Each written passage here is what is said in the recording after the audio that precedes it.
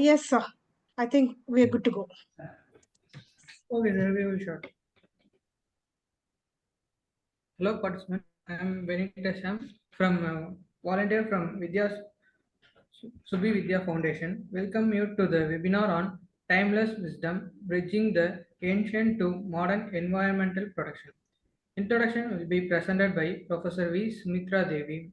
Keynote by Mr. Sundaresan Subramanian, founder, CEO, Subi Vidya Foundation. Kindly keep your mic mute and ask a question in the question section or put in the chat box. Okay, ma'am, you can. Thank you, Sam. Thank you. A special welcome to our speaker and founder of Subi Vidya Foundation, Mr. Sundaresan Subramanian, fondly known as Mr. Subi. I am Professor Sumitra Devi, part of Subi Vidya Foundation. As an architect and a town planner with more than 2 decades of experience, I register that today's topic is the need of the hour for Mother Earth. Now, a few words to introduce our speaker, Subi sir.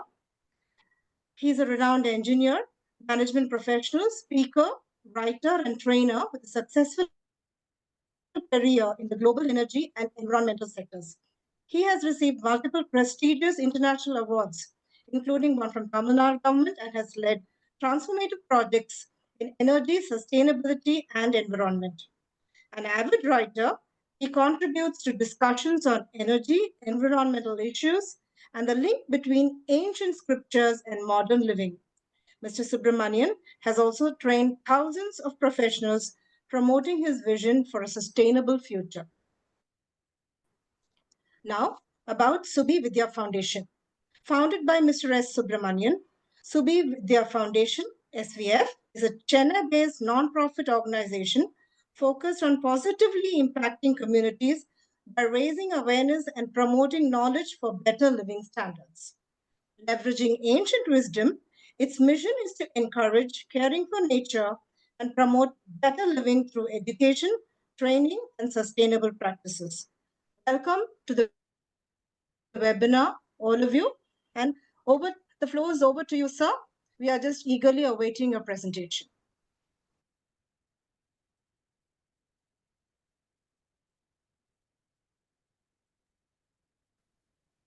Yes, sir. Okay. That's good. Well, I can also share my presentation right away.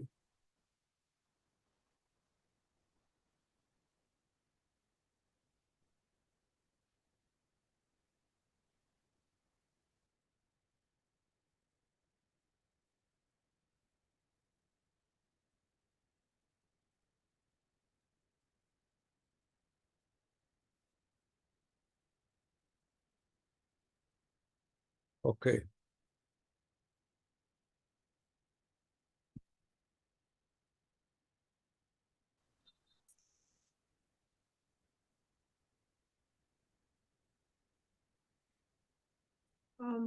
Team, do you have sir's presentation? We'll be having it, right? Okay. Yes, now sir. I think you got it. I think it is starting to come. Who's got Yeah, it? we've got it, yes. Okay.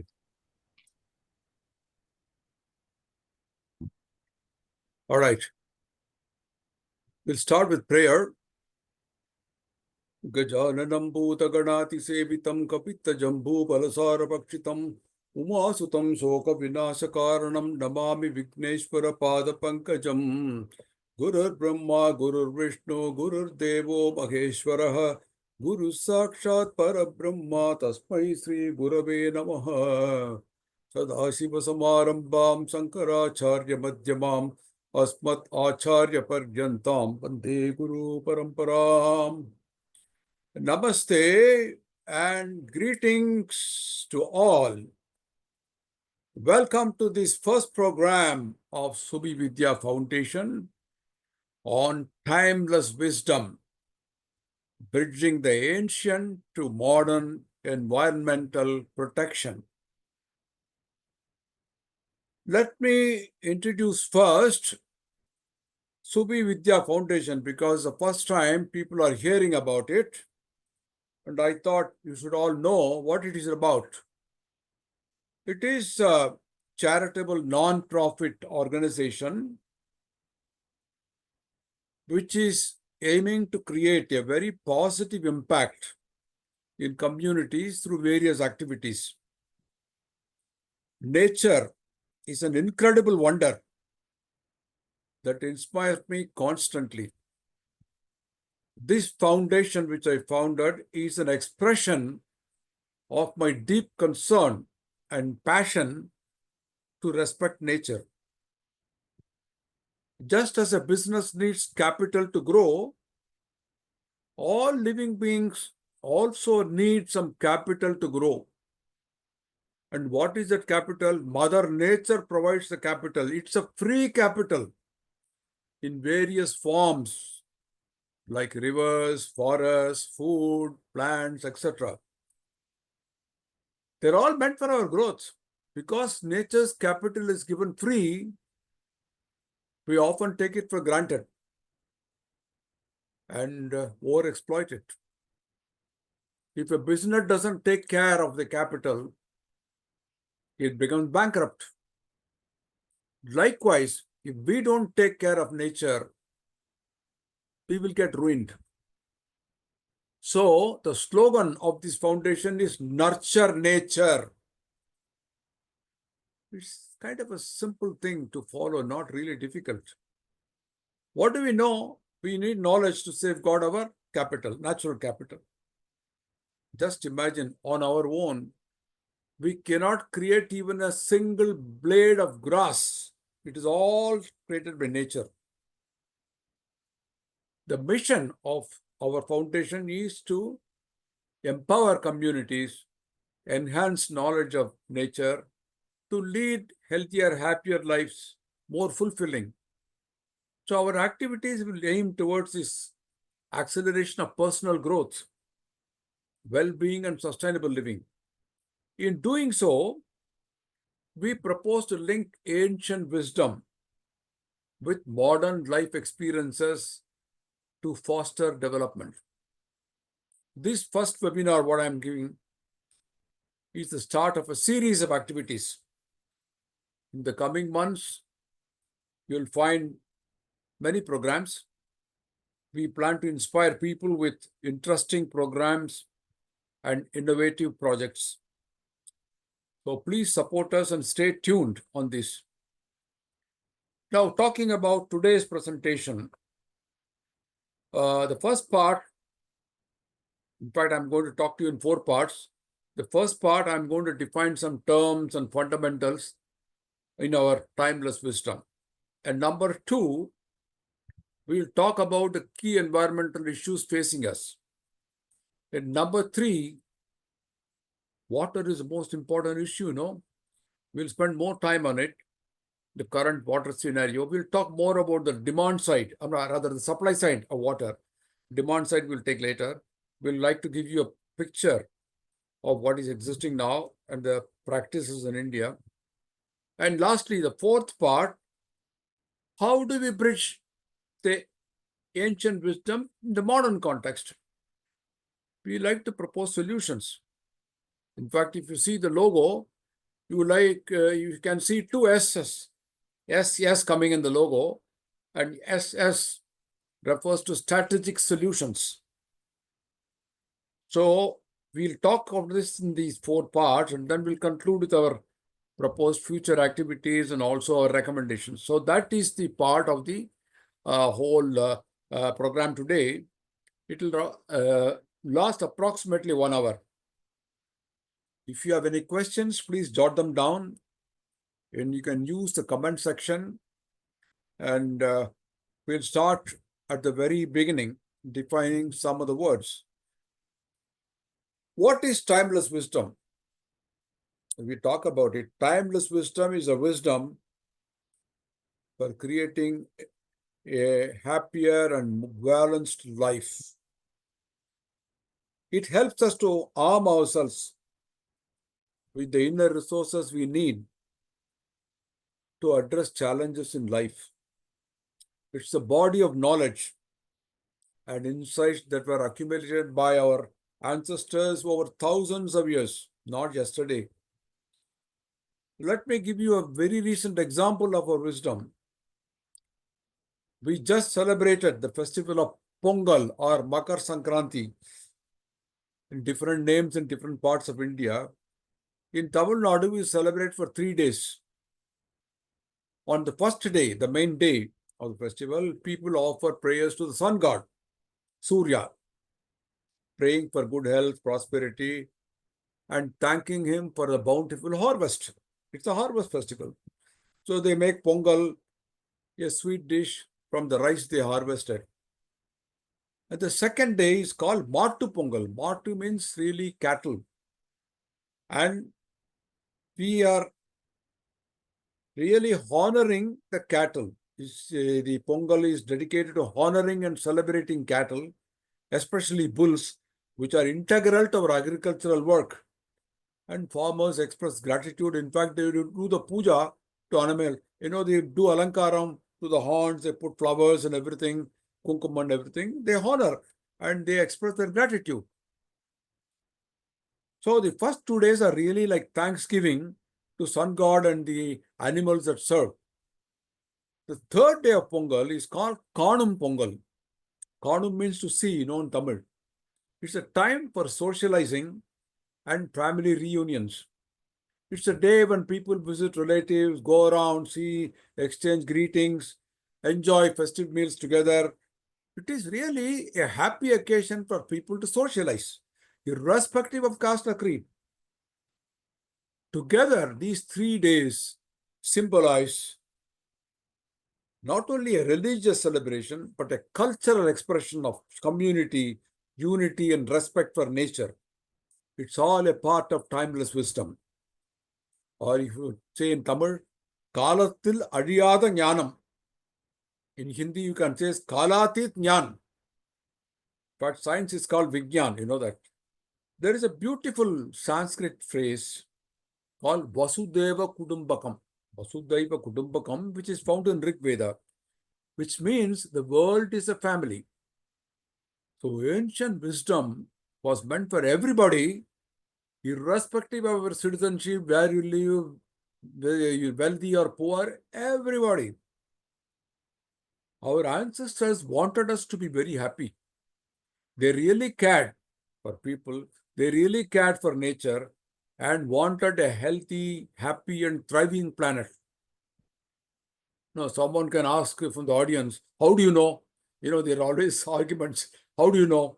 I know it because we have evidence through many ancient scriptures and inscriptions on stones and metal.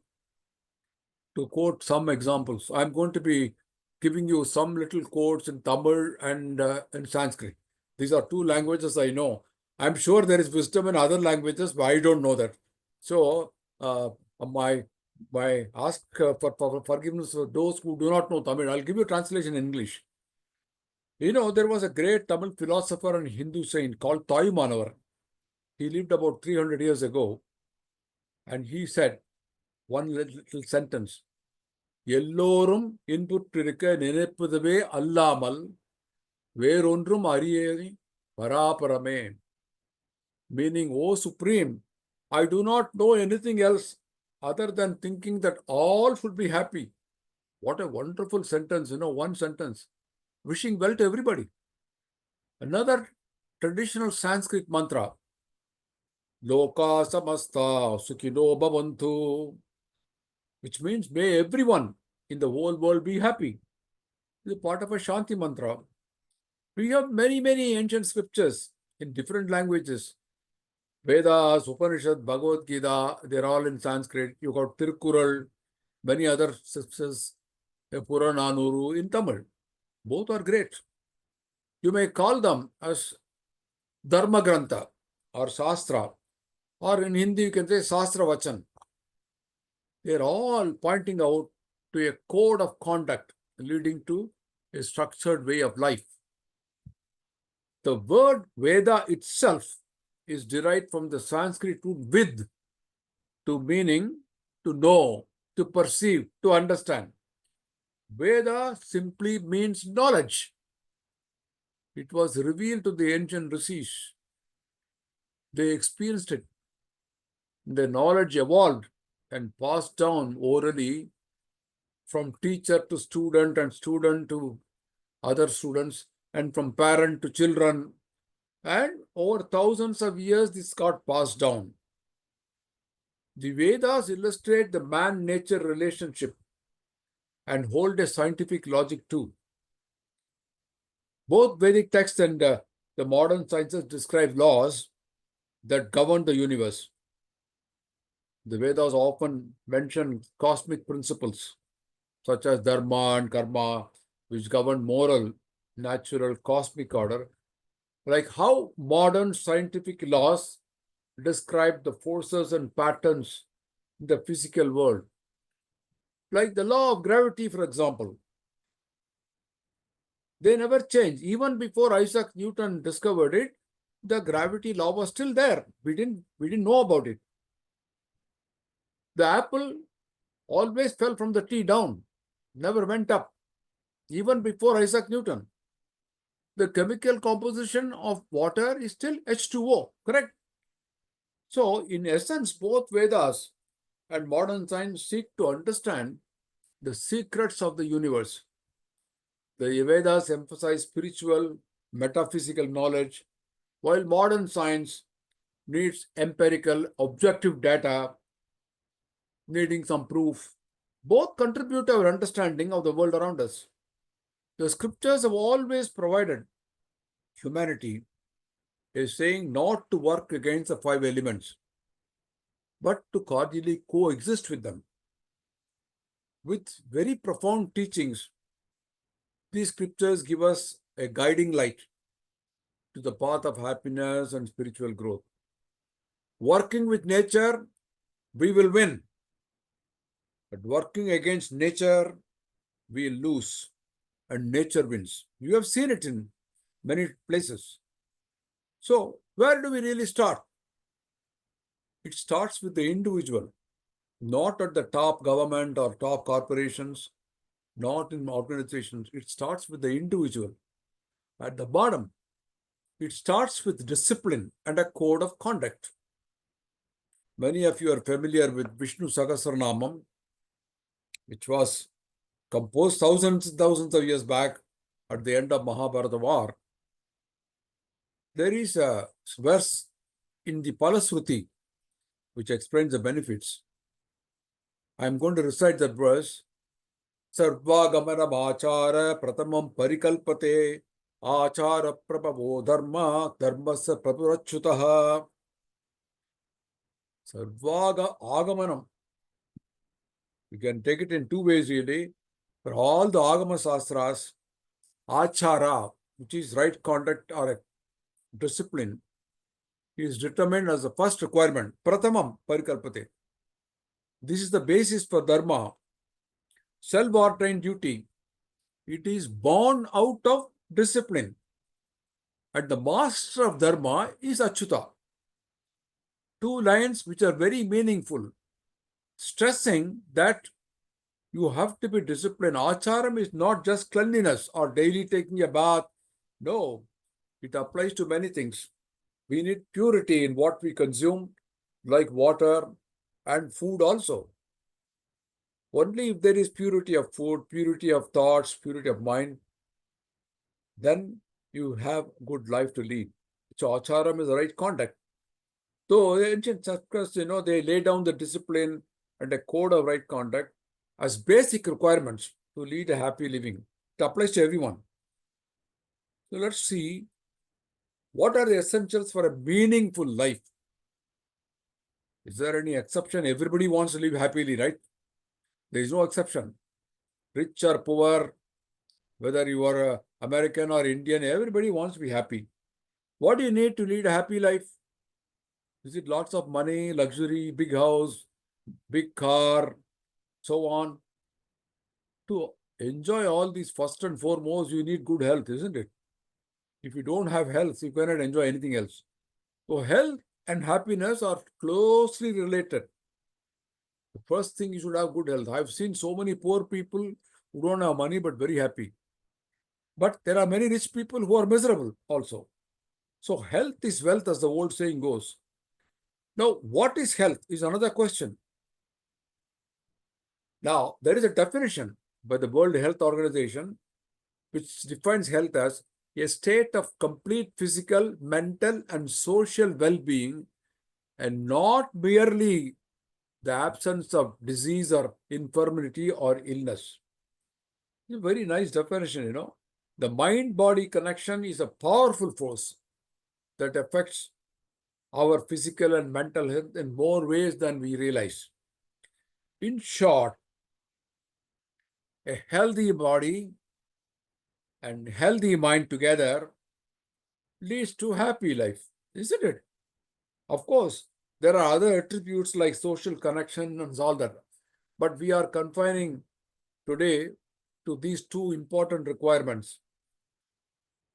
What are the essentials for good physical health? Now, three main things. You need air to breathe, you need water to drink, you need good food, clothing, and shelter.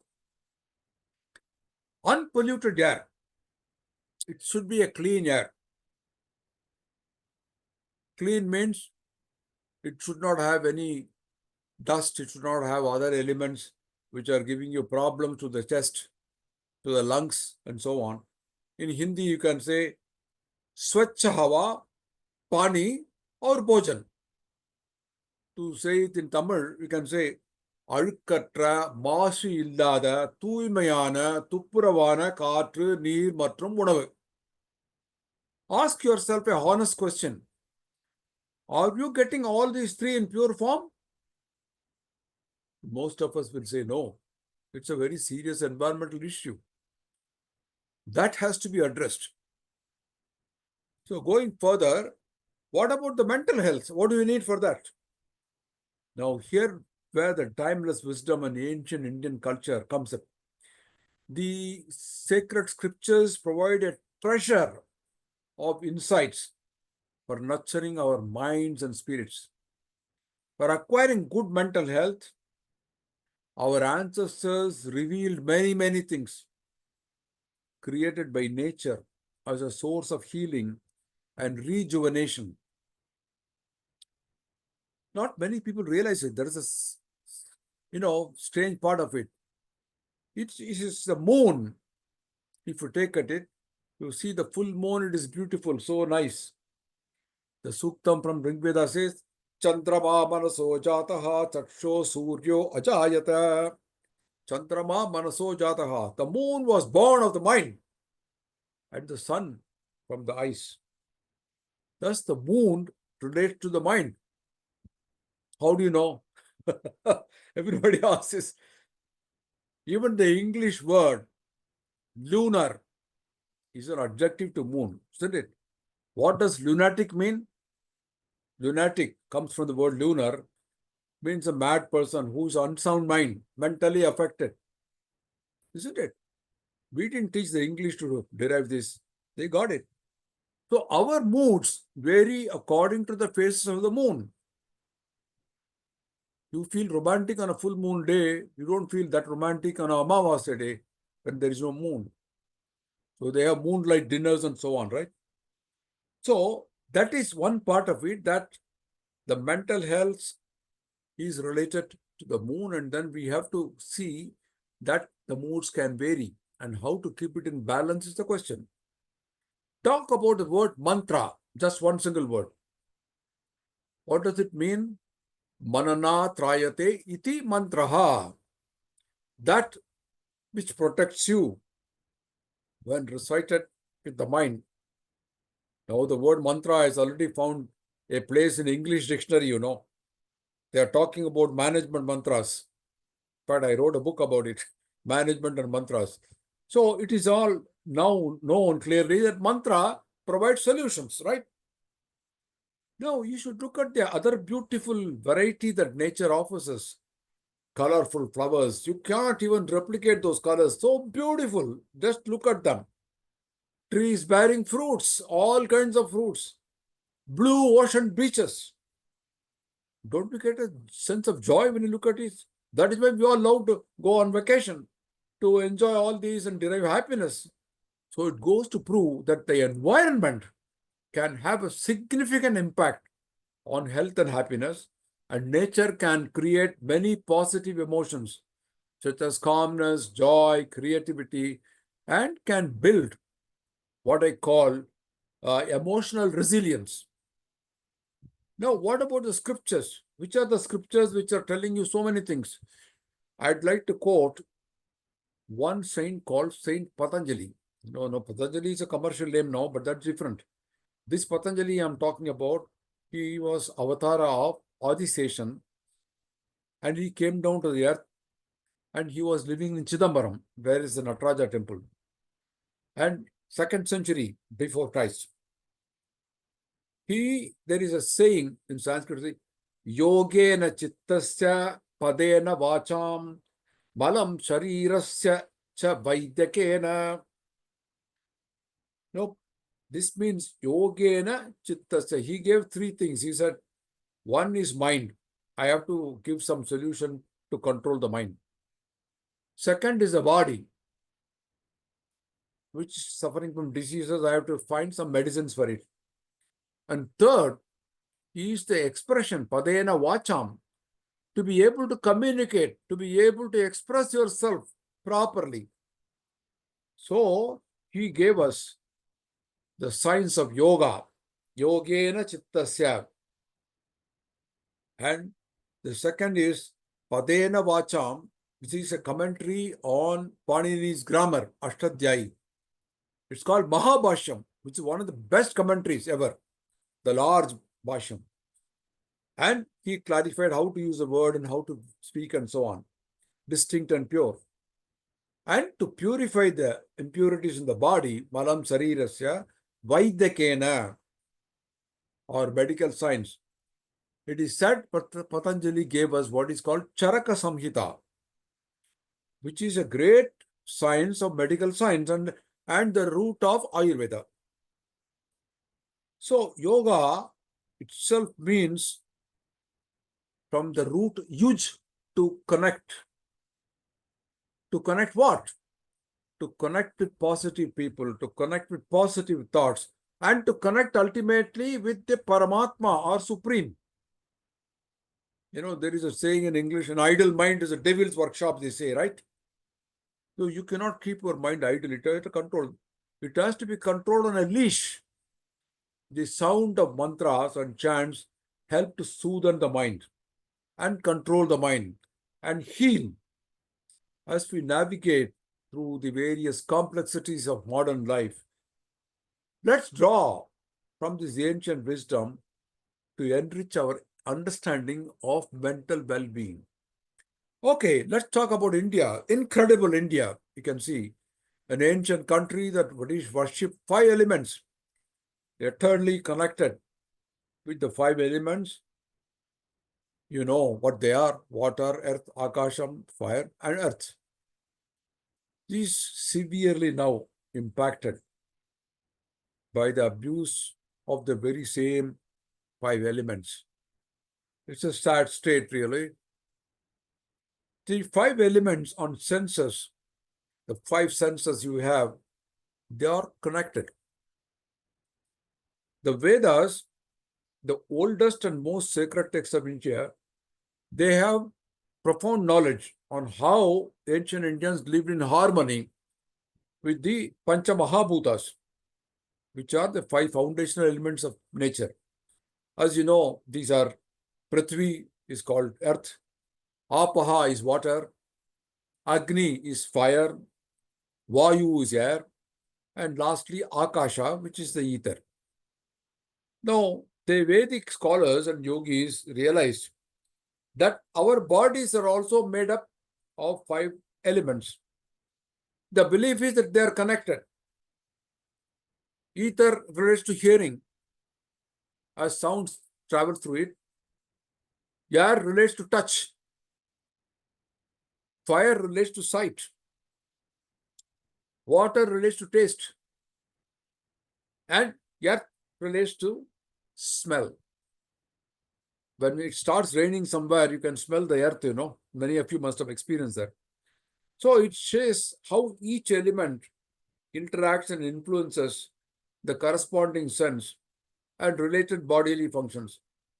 So yoga and meditation practices were all thought to internalize and purify the 5 elements found in the body and the mind. So our ancestors had a great respect for this Pancha Mahabhutam, and they realized that if we do not respect and cooperate with them, we will struggle. For example, let's say a man smokes a cigarette.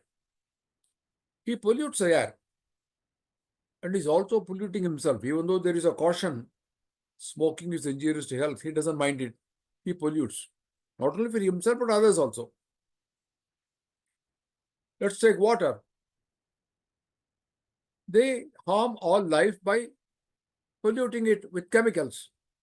It harms all lives, including cattle.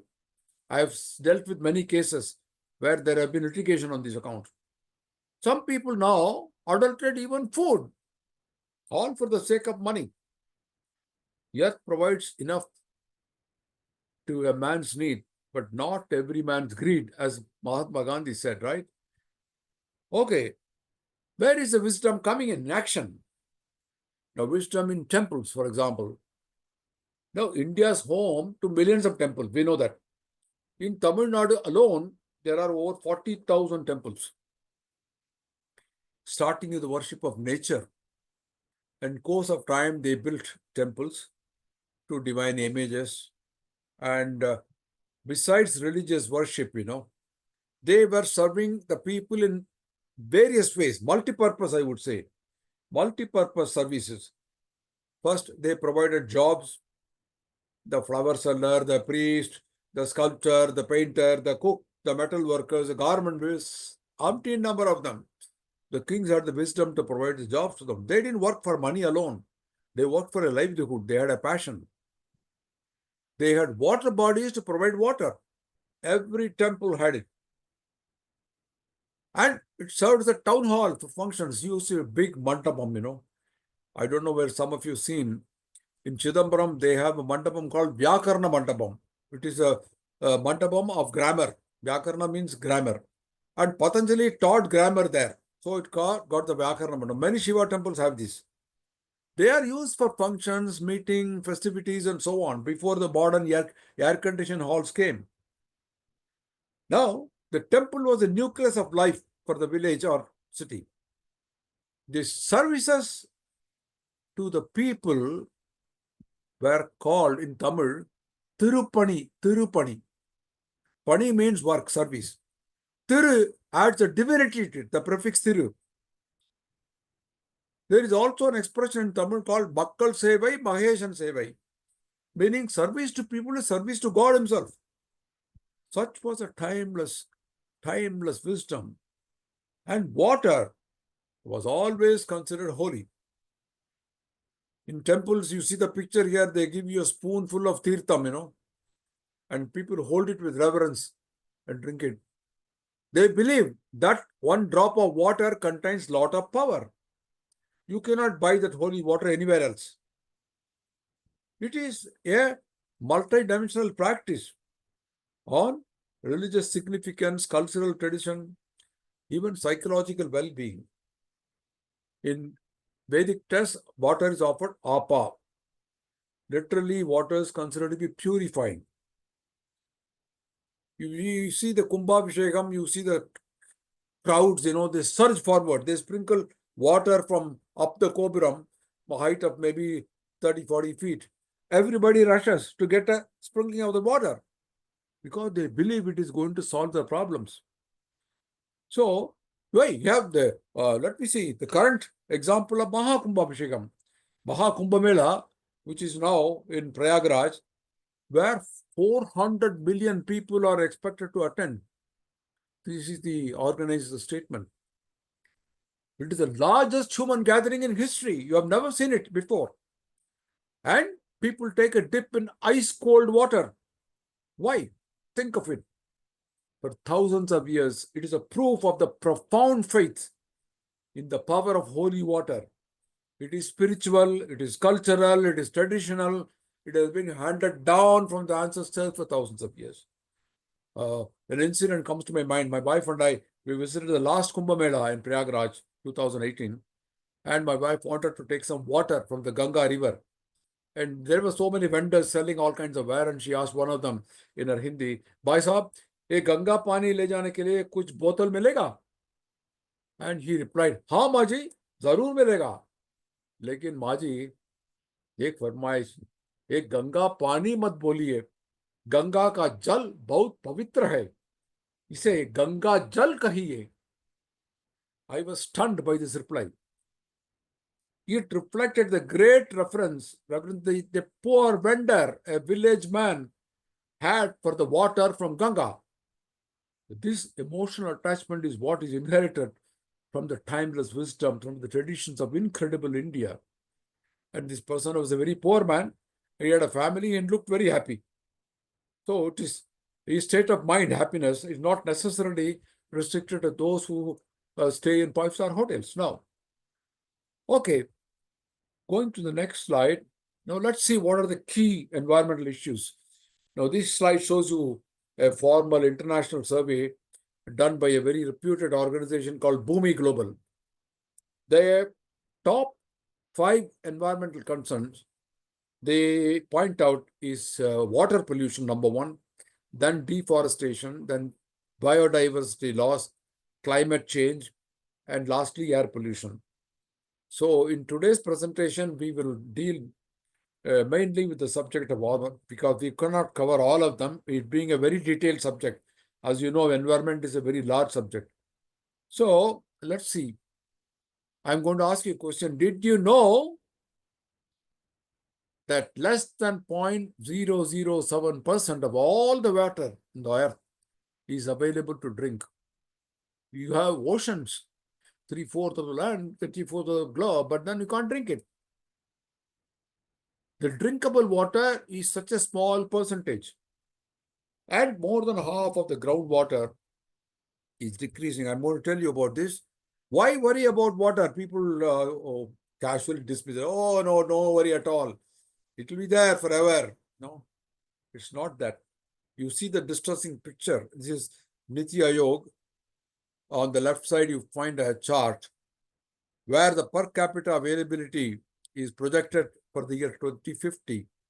And the brown, the downmost in South India, what you see is the worst affected, where people depend a lot on groundwater and they are not going to get it. Very, very distressing picture. And you see on the right side, 54% of India's groundwater, they are decreasing. You can see it. And I have personally experienced it in many projects.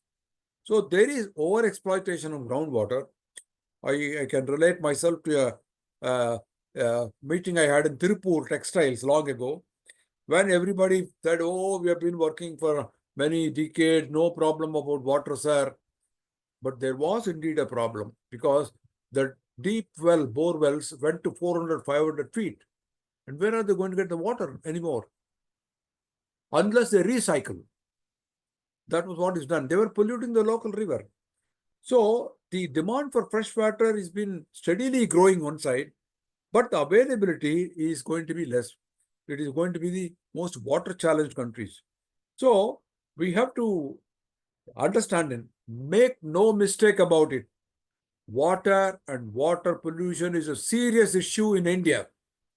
Poor people are more vulnerable to pollution and the impacts are more likely to those people who work outdoors, construction labor and metro work is going on. They are working. They are involving physical labor and have very limited access to affordable healthcare. How to protect our natural environment, how to deal with the causes and consequences of climate change are all clearly among the leading issues. What about wastages? The colossal wastages. About 70% of water wasted in irrigation. Biggest culprit. Now we have to see how we can reduce it.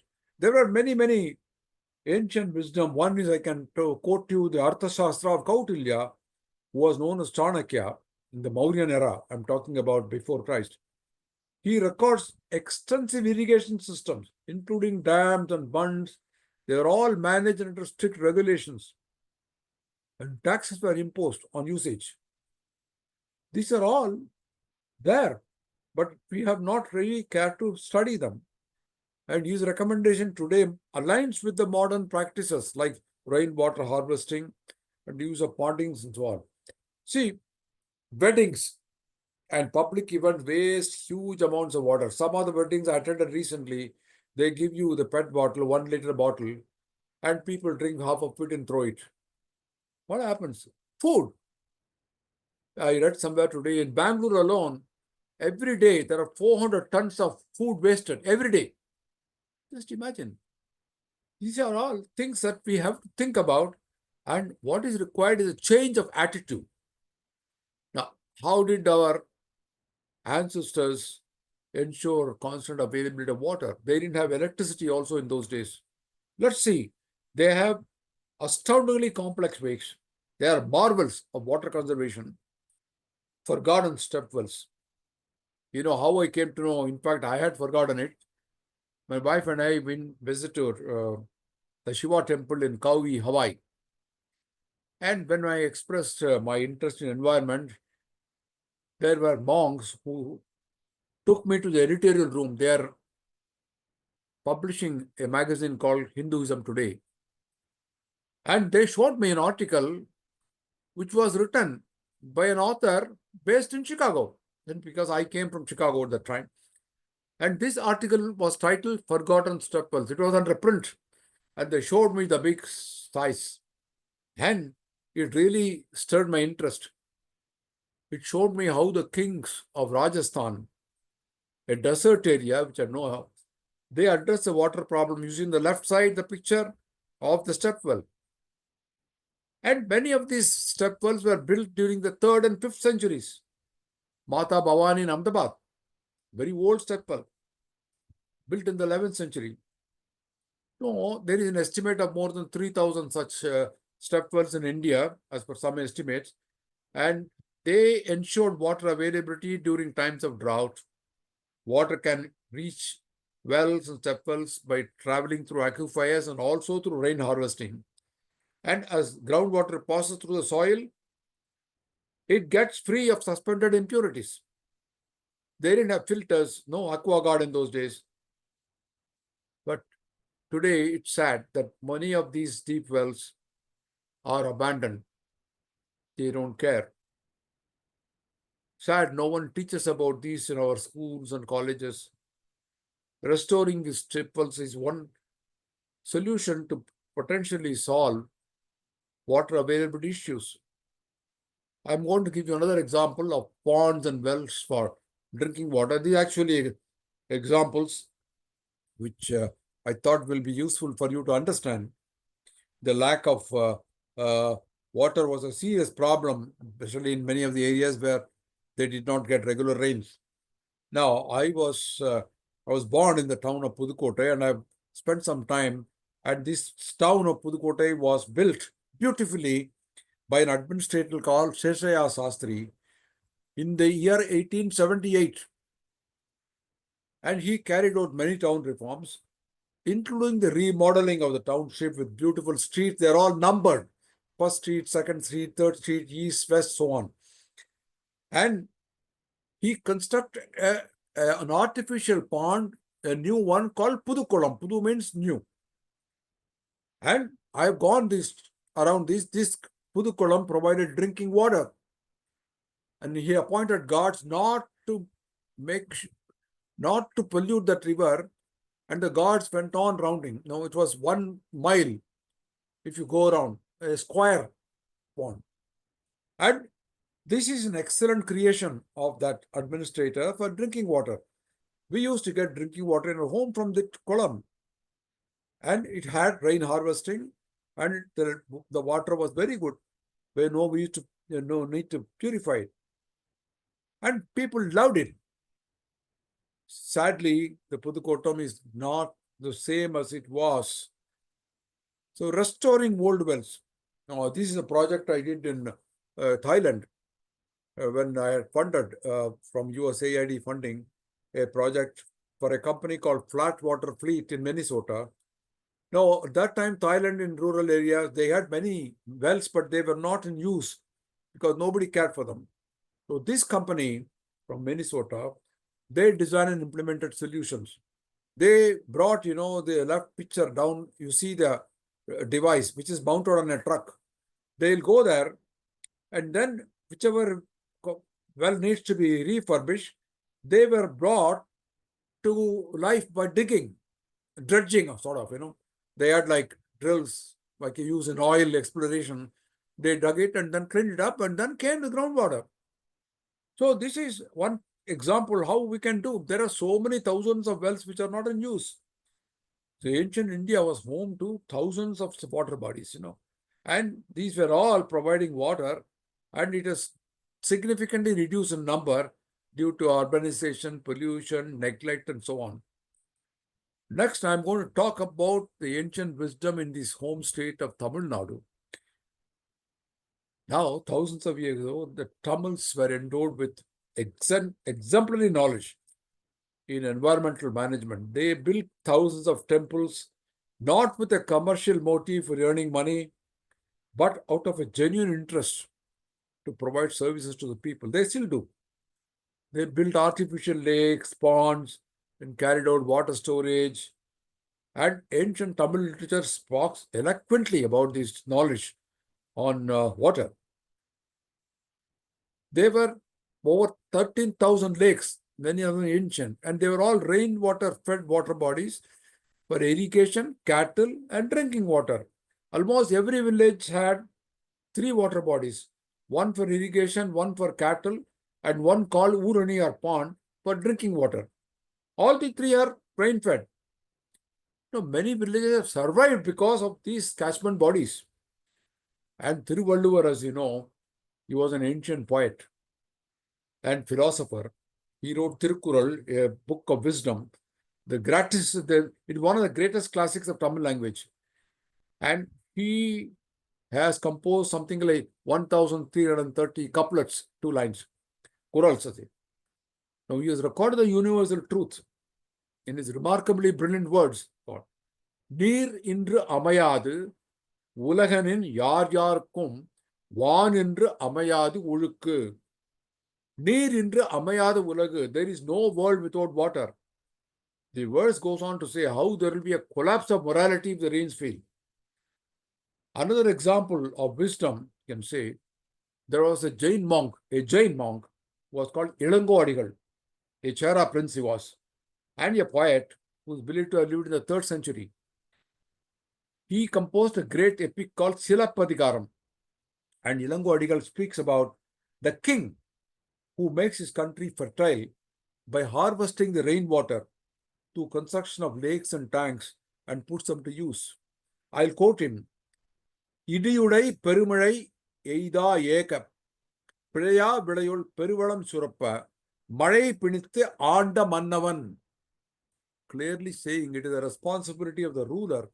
The kings were responsible and had the wisdom to harvest rainwater, the purest and perfect medium for extracting nutrients, medicinal properties, and flavors from plants. Auvayar, another great Tamil poet, was a woman who lived in the 12th century, and she was known for the wisdom, her single line point, only one line, Ati Chudi. I read it when I was a child, but still resonating in my mind. It illustrates her wisdom with very crisp words. He says, Varapuera Neerueram. If the plowing ridge, when they plow, you get a ridge. If that is high, it leads to better level of water. Neeruera Nel Ueram. The water level increases, it yields better produce. Nel Uera Kudi Ueram. With harvest, better standards of living for the citizens. Kudi Uera Kol Ueram. Kol Uera Kono Uerwan. Talking about better living, it leads to the prosperity of the scepter, the stick they hold for the establishment of justice. It is there now in Delhi also, carried from Tamil Nadu in the new parliament. With better living, it leads to the prosperity of the scepter, symbolizing the royal authority and the king's powers. So in Tamil Nadu too, the 5 elements were treated as most sacred. Every temple has what is called a Sthala Vriksham, one tree, divine tree, and then a water body. They were all protected. So Eri, They built so many areas, Areas, for example, Velacheri. It was a lake. Tangal.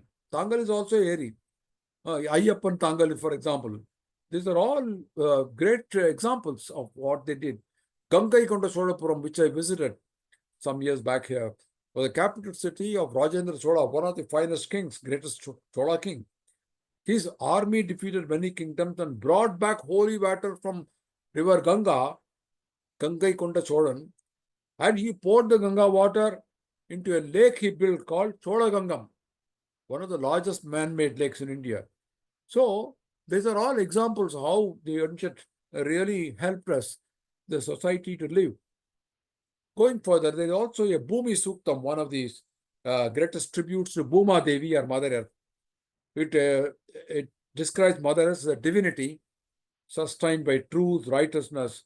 Suktam, Sa Uktam means well said. Uktam means to say. Sa means good. Suktam is well said. In early days, most of our days of waste were all perishable, and biodegradable. We don't have a serious issue with plastics like this before. A lot of waste went into the ground, perishables, and they provide manure. But today we have non-biodegradable plastic, glass, metals, electronic waste, syringes, biochemical waste, cardboard, paper, old cloth, thermocol, everything, cans, man-made polymers, batteries, and so on.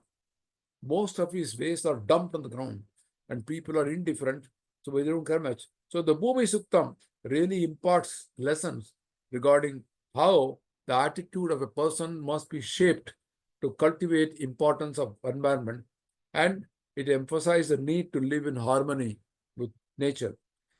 Yatte bhumi viknami chipram tadapi rohatu mate marma vimukra bari mate krite marpimam.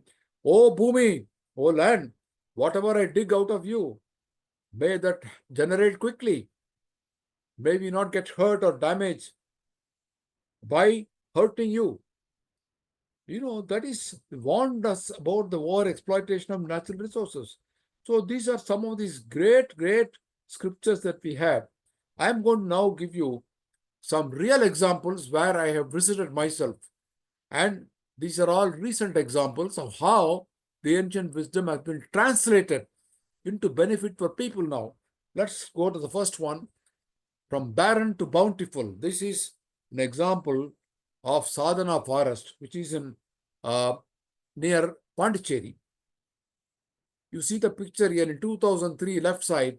It was an arid land, uncultivable, 70 acres of land. And you see the picture today down below. It is now a beautiful, bountiful farm, highly productive. And who made it possible? Just one single person with his wife, who's a friend of mine, Aviram Rosin. He's from Israel, incidentally. He has transformed the 70 acres of land by his passion. And it is a beautiful place. And Subi Vidya Foundation shares their aim to introduce a growing number of people to sustainable living, like this one, for example. Simple living, high thinking. It is an example of sustained human endeavor. Another example, this is a way they use it. Innovative micro tip. They are using the thrown away PET bottles, make a hole on it, and put a wick on it, and put it inverted, and the top cap controls the flow. You see the blue on the right side. So this is how they do micro drip irrigation, and they have grown so many plants. They are not wasting any water. See, that is a great thing about it. More crop per drop is the slogan. Another thing which I want, this is also another place I visited. I call it the miracle of Manjakudi. What is special about Manjakudi? It's a very small village in Tamil Nadu, located on the banks of Kaveri River, and also happens to be the birthplace of Swami Dayananda Saraswati. He was a monk. And the village had a population of less than 2,000. Small village, sleepy village. The main occupation was farming and agriculture, mostly cultivators, living under poverty. We visited this place is now converted into a bustling hub full of activities. There is an educational trust. There are schools, there are colleges, there are universities. They teach MBA, and then they have an organic farm. They have a Goshala. They have Veda Padasala. They even have a BPO, which is servicing the USA from a little village. I wrote about this village in my blog, naming it as a miracle of Manjakudi, and it is a clear demonstration of transforming a sleepy village into a busy hub of educational and economic prosperity. Who made the difference? Not the government. And it is only the passion of one single man supported by a community. The medicinal herbs are grown on this farm, It is a superb model worth replicating in other cities. I wanted to share it. One more example, which is in Chennai, very close to where we live. It's a demonstration of the power of a community. You see, there was a lake called Chittalapakam Lake. You see the picture on the right. 2018, it was full of muck and full of solid waste thrown away.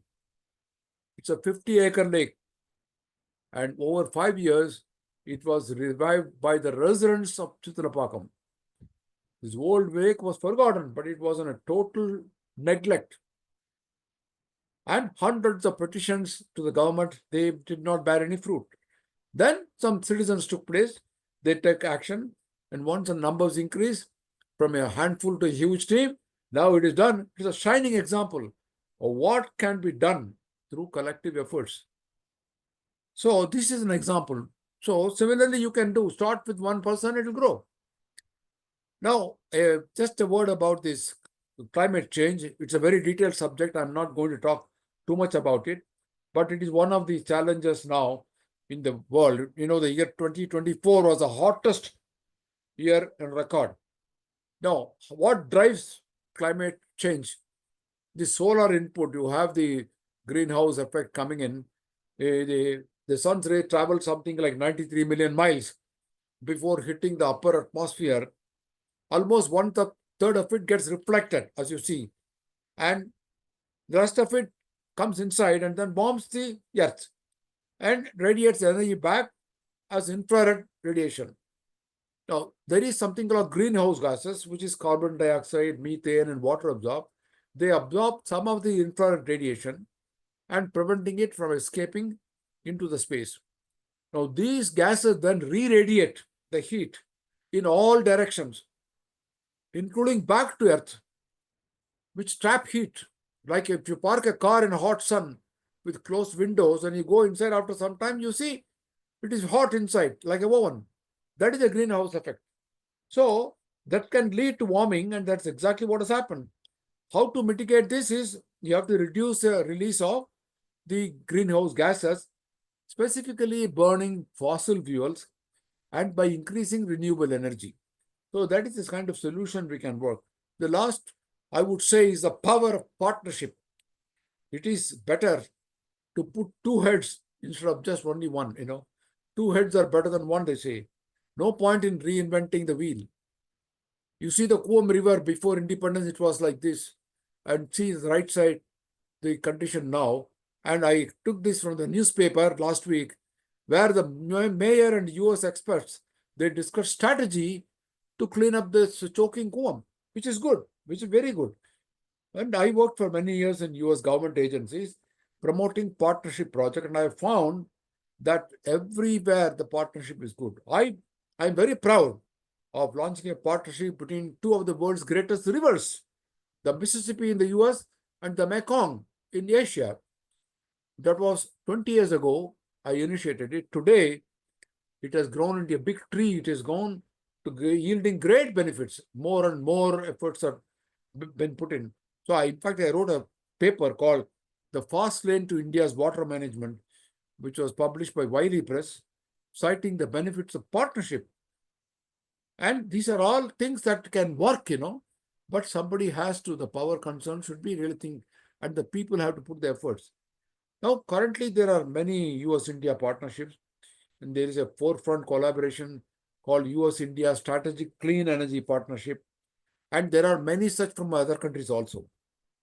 What has the government done about it? They have taken many actions. They have done the Ministry of Jal Shakti, Bureau of Water Efficiency, launched in 2022. Mission Amrit Sarovar, again 2022, restore 75 water bodies to mark 70 years of independence. Atal Bhujal Yojana 2019 to improve ground waste management, and many other recognition to environment awards and so on. So this is the uh, government initiative. What about our foundation? What are the upcoming initiatives? I thought I will mention one. We are planning another webinar which will deal with the demand side of water wise. It will empower students and other interested people. Tentatively, it is scheduled on February 16th. And we want to educate. We also want to encourage people by holding some environmental contests with prizes. And then we also want to empower people with an environmental newsletter and promote environmental projects. Small, maybe small level, but then it will go on, These small things, till small drops become an ocean, right? So we are coming to the last portion of our presentation. Conclusions and recommendation. The first one is the environmental sector faces numerous challenges. That is a fact, which I mentioned before.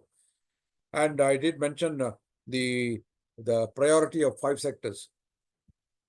Secondly, the ancient wisdom serves as a guide to respect nature and expand the scope to address challenges. Let's admit we have failed in respecting nature and in using the resources judiciously as our ancestors did. I think everybody should take lessons from the timeless wisdom of our ancestors. Wisdom teaches us to respect and nourish nature.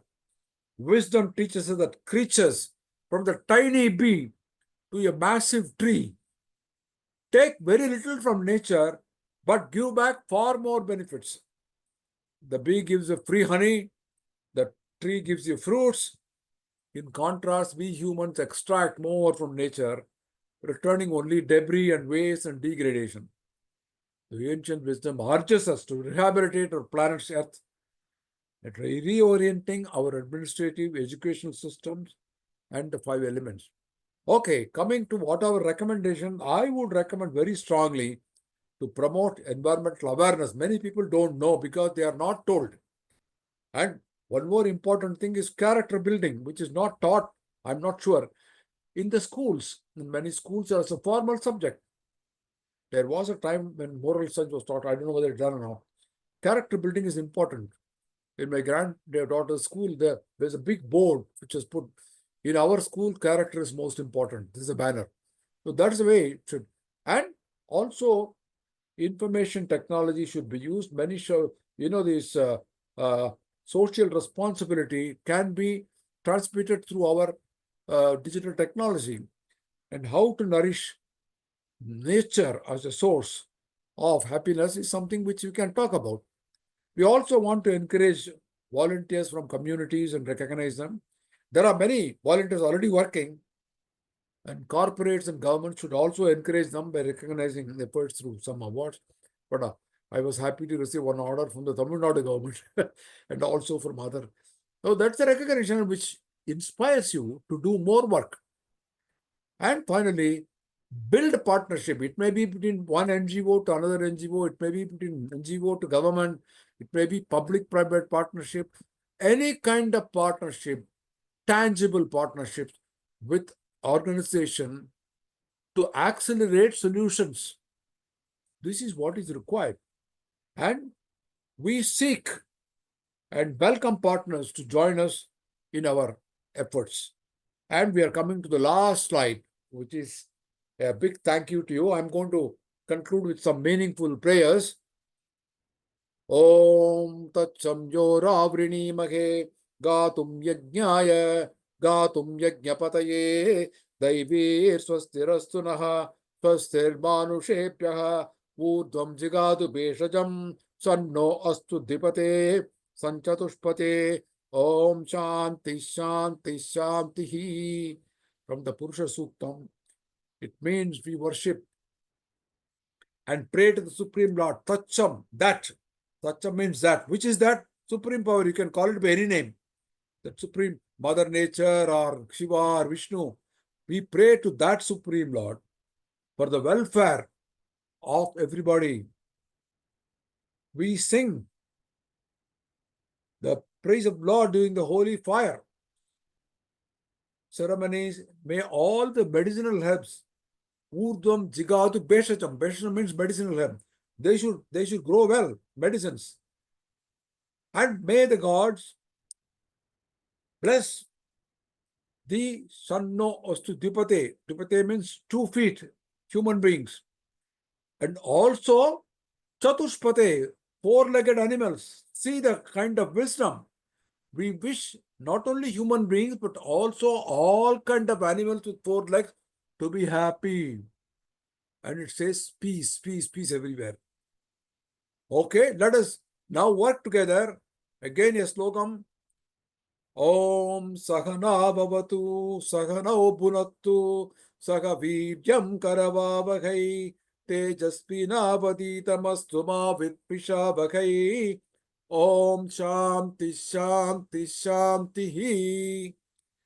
Let there be peace everywhere. May we work together. May we nourish together. May we work jointly with great energy. Saga Viryam Karavavakai.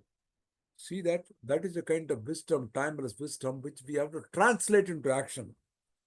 Sarve Janaga Sukhino Bhavantu. Thank you all for listening. Any questions, you can put it on the chat box or you can send an email. I've given you the email address here. You can do that also. Okay. Thank you very, very much. Thank you, Subi sir, for your wonderful webinar on timeless wisdom. And participants, the floor is open for questions, if any. Yes. I don't find any questions in the chat box, but maybe if somebody has, they can send us an email and we can always answer that later. Okay. So, Thank you. Shall I stop sharing the screen? yes, sir. There is one Mr. Deepak Lakshman Rao who's thanking you for a very informative session. Thank you so much, sir. Welcome. You're welcome. There's a question from Benedicta Sam. Namaste to all, and we will see you in the next edition of our webinar on 16th February. Thank you very much. Namaste. Thank you, participants. Thank you so much. Question. Huh? There is a question. There is a question Okay, from one of the participants, sir. I believe there is a question. Oh, yeah, right. I can see that. Yes. It's only a thanks. I have a question. Yes, go ahead. There is a person. Please go ahead. Benedicta Sam. What's the question you have? Hi sir, myself Venkatesham. I'm graduating BBA. Can you type it out, please? Sir, I'm audible. Yes, you are audible. Go ahead. Go ahead. What are the opportunities that I have in environment after I graduate BBA, sir? Yeah. Please say it again. What are the opportunities that I have in environment after I graduate BBA? Of course, BBA. Well, I'm not able to distinctly understand your question. He is asking about career prospects in environment. His He's UG asking about? is BBA, sir. He's doing his BBA. So he's asking career prospects in environment after his undergraduation. Yes, What can he do definitely. in this genre? Yes, sir. Most definitely. You are doing your BBA. There are many opportunities in the environmental field, and today it is gathering more momentum. Where are you located? Chennai, sir. Oh, I see. Good. I think it's an excellent choice. Go ahead, and you need any help, please send me an email and we can answer it further. Okay, sir. Thank you, sir. Okay, thank you. Thank you. Thank you. Okay. I don't find any more questions, so I will. Yes, sir. So with I your think permission, the rest of can the I leave? questions, if will come via email, and then we'll answer it, sir. On this note, we conclude this very successful session of the webinar from Subi, sir. Thank you so much, sir. Thank you so much, participant. Have a great evening. Namaste. Thank you, sir. Welcome.